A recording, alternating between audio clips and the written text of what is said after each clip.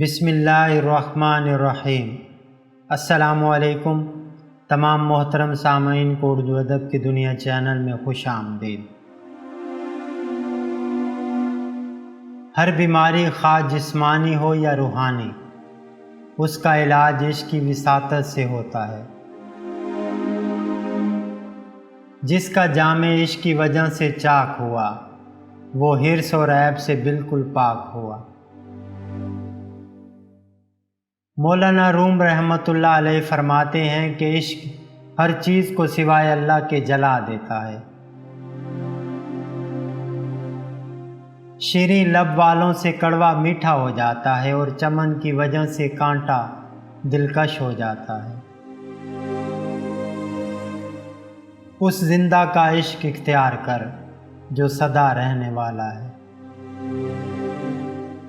عشق وہ آلہ ہے جس سے اسرار معرفت معلوم ہوتے ہیں۔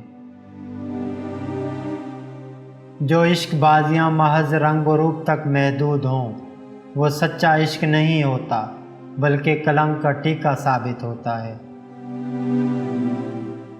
روٹی کھاتے وقت اگر زبان دانتوں تلے آ جائے تو سمجھ جائیے کہ بہت جلد تمہیں خوشیاں نصیب ہونے والی ہیں۔